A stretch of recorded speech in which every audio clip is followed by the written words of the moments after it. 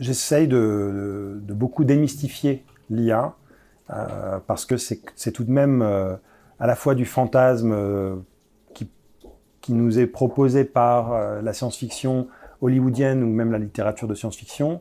L'IA serait cette entité malveillante qui nous veut du mal. Il n'y a guère qu'un film à Hollywood qui en parle bien, c'est plutôt Her de Spike Jonze. Pour moi, l'IA, ce n'est ni plus ni moins qu'une collection d'algorithmes qui nous permet de programmer différemment sur des environnements à géométrie variable. Donc, tout ce qui est vision, évidemment, se prête bien à l'IA. La voix, évidemment, on est dans la captation de signaux variables avec beaucoup d'amplitude de variation.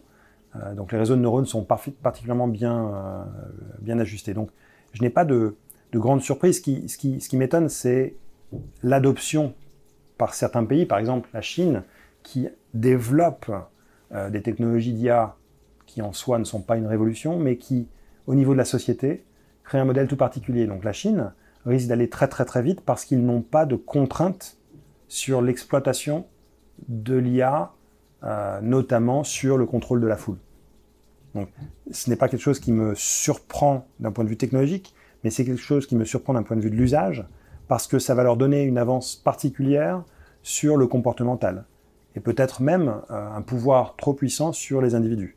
Donc voilà, moi je me méfie finalement de l'homme qui va utiliser l'IA à des fins qui peut-être seraient détrimentales à l'humain.